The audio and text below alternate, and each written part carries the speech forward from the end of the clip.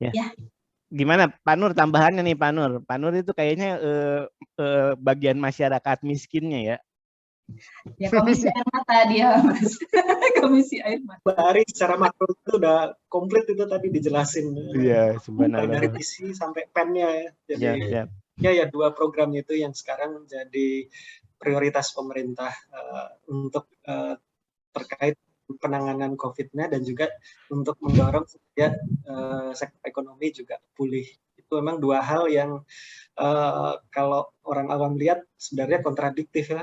Kita pengen COVID-nya cepat diatasi, tapi ekonominya juga harus jalan. Tapi biar bagaimanapun kedua-duanya itu jadi pilihan yang harus dijalankan. Makanya di pemerintah kita yang utama 2 itu terkait dengan penanganan COVID, tetapi juga sambil berjalan kita melakukan upaya pemulihan ekonomi. Dan terus terang terutama saya sih karena bisa dibilang kan baru berapa ya Bu Ari? 3 bulan. 2 bulan setengah. Tapi gitu masuk langsung dihadapkan situasi PPKM gitu. Jadi, di satu sisi saya menganggapnya sebagai blessing karena artinya saya punya kesempatan untuk berperan. Tapi di sisi lain juga ini saya masih baru belajar ini, baru tahu PEN itu apa. Terus baru masuk langsung diminta untuk berkomunikasi, koordinasi dengan kementerian-kementerian yang terkait dengan program PEN. Ada Kemenkes yang tadi Pak Bu Ari bilang, ada terapeutik, kemudian ada yang untuk terkait dengan vaksinasi, dan alokasinya juga lumayan besar. Nah ini di masa PPKM ini menjadi perhatian pemerintah, artinya yang sebelumnya mungkin dengan alokasi yang ada ternyata nggak mencukupi, ya pemerintah berusaha untuk dipenuhi. Jadi mungkin dulu sempat dengar berita ya, yang ada tunggakannya sampai 22 triliun gitu terkait dengan klaim rumah sakit. Pemerintah nggak tinggal diam, artinya ada upaya untuk menyelesaikan, cuman tidak semudah membalikkan telapak tangan. Yang 22T itu kan juga harus diverifikasi, harus dipastikan apakah benar klaimnya sebesar itu, terus harus ada proses verifikasi BPKP. Nah ini yang mungkin perlu diketahui secara umum, artinya peran pemerintah untuk menangani pandemi, terutama yang terkait dengan sektor kesehatan itu juga masih berjalan. Nah kalau yang di tempat saya, selain kesehatan ada juga klaster pelindungan sosial. Nah ini kemarin yang hitung-hitungannya Kang Oka ini dihitung-hitung berapa? Nah, itu mungkin hitungan gampangnya, tetapi kalau di pemerintah seperti yang tadi Mbak Ari bilang, kita tuh yang pelindungan sosial terutama yang dibantu adalah sektor yang paling bawah, masyarakat yang di bawah garis kemiskinan. Ini ada beberapa program nih yang terkait dengan Perlinsos. Ada program Keluarga Harapan. Nah, itu yang sebenarnya sejak sebelum masa pandemi juga sudah udah ada ya. Sudah berjalan, yang diberikan kepada keluarga-keluarga yang berada di desil paling bawah gitu, kalau di data terkait dengan masyarakat miskin. Terus ada juga program sembako. Kalau dulu namanya BPNT ya, bantuan pangan non tunai. Yang dia pakai kartu elektronik. Nah, itu juga terutama di masa PPKM ini dilipat gandakan nilainya, yang tadinya diberikan per bulan sebesar 200.000, ada diberikan 2 kali untuk periode Juli Agustus. Terus yang Mbak Nur, ini tuh sebenarnya nggak overlap kan sama yang PKH tadi kan? Sesuatu yang penerimanya beda ya?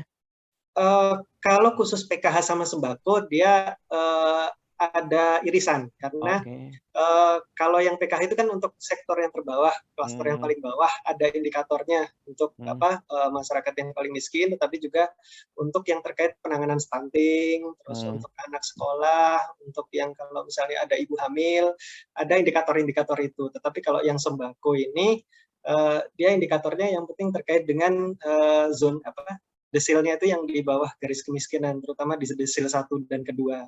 Itu yang program sembako. Jadi kalau irisannya pasti ada, tapi itu hal yang berbeda. Jadi kalau PKH itu tujuannya adalah supaya masyarakat itu lebih melek terhadap pelayanan pendidikan sama kesehatan.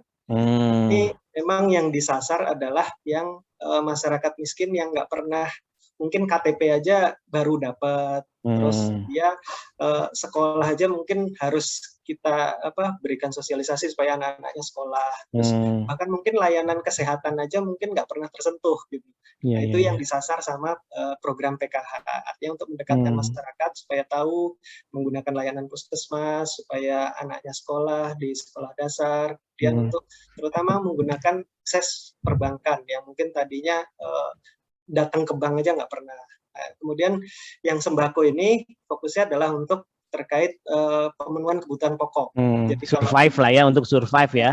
Kalau yang PKH itu lebih ke peningkatan kualitas ya, berarti kualitas untuk kesejahteraan sosial. Nah, kalau yang sembako ini untuk terkait dengan kebutuhan hidup. Kalau dulu diberikannya memang terbatas, diberikannya dalam bentuk natura berupa beras. Terus belakangan diperluas untuk bahan-bahan pokok, artinya dia diberikan uang per bulan, kemudian untuk dibelanjakan di warung.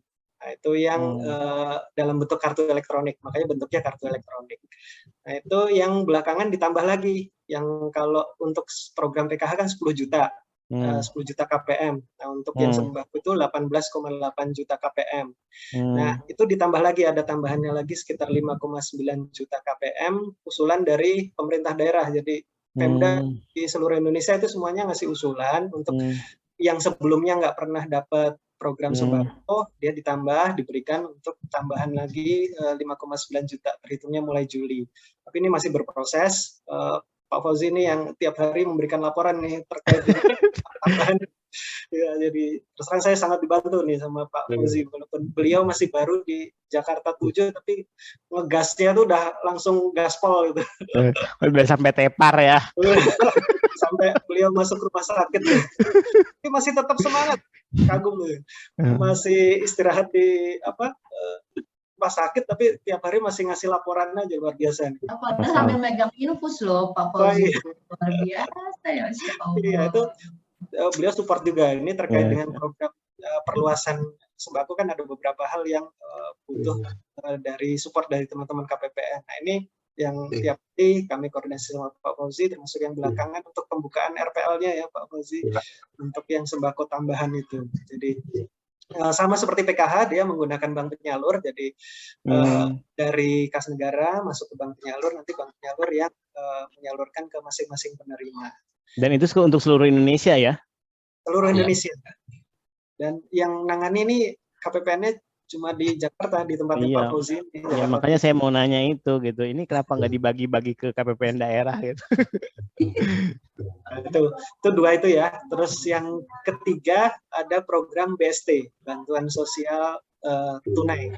Jadi ini mungkin kalau dulu kita taunya BLT, tapi khusus selama masa pandemi, mulai bulan April ya, kalau nggak salah April 2020, pemerintah meluncurkan program BST, bantuan sosial tunai. Itu jadi khusus yang terkait ke masyarakat yang terdampak COVID ini. Jadi mungkin yang tadinya situasi ekonominya masih mampu ya untuk memberi kebutuhan hidup, tapi karena situasi pandemi ini pemerintah memberikan bantuan. Besarannya 300.000 ini per keluarga penerima manfaat. Jadi ini ada 300.000 per bulan ya? Sekitar 300.000 per bulan. Jadi ini diberikannya mulai bulan April 2020 untuk 10 juta KPM. Jadi sama seperti hampir sama seperti PKH, tapi penerimanya berbeda. Jadi ini irisan yang bukan beririsan ya. Yang ini nggak beririsan ya, berarti ini baru ya? Baru yang atas usulan dari Pemda yang dia tidak mendapat PKH dan sembako, termasuk prakerja juga yang di tempat Ibu Ari. Yang penting dia punya NIK, dia bisa didata untuk diberikan bantuan sosial tunai. Nah, ini untuk tahun 2021 ini hampir semua sudah tersalur ya, kayaknya kalau nggak salah untuk di sebelum PPKM ini ada disalurkan dari Januari sampai April. Tapi ketika awal PPKM ini pemerintah memberikan tambahan lagi 2 bulan untuk terkait dengan situasi PPKM ini. Dan ini langsung kalau nggak salah di pertengahan Juli udah selesai semua ya Pak Fauzi ya, udah salur semua. Nah, ini beda sama PKH sama ini sembako. Kalau itu menggunakan bank penyalur, nah khusus BST ini bekerja sama PT Pos karena pembayarannya secara tunai. Jadi ya ini karena kerjasama dengan karena penyalurannya secara tunai, yang disasar juga mungkin sebagian besar tidak punya rekening, makanya diberikan secara tunai melalui PT Pos. Dan ini sudah berproses, sudah sejak awal kalau nggak salah minggu kedua Juli ya Pak Fauzi ya, pertama kali ada penyaluran ini BST yang 2 bulan tambahan. Jadi program itu Kang Oka yang jadi andalan untuk masa terutama di masa PPKM ya. Jadi sebenarnya pemerintah tuh udah concern juga ya, artinya kan tidak nutup mata. Jadi saya juga termasuk ya teman-teman saya yang memviralkan misalnya kayak yang nawar-nawar itu ya, nawar-nawar air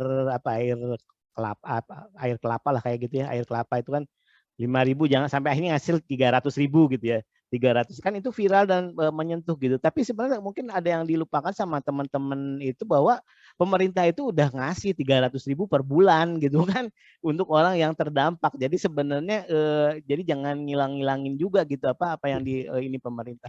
Cuman mungkin masalah penyaluran nih, saya mau nanya Pak Uji gimana nih untuk memastikan bahwa penyalurannya itu memang udah tepat sasaran itu gimana ya kira-kira?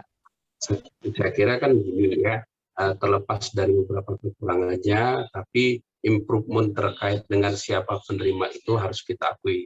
Apalagi sekarang kan terutama untuk bantuan-bantuan sosial ya, bantuan-bantuan sosial seperti kayak sembako, terus kemudian bantuan sosial tunai, PKH dan macam-macamnya, proses cleansing datanya itu udah jauh lebih bagus gitu loh.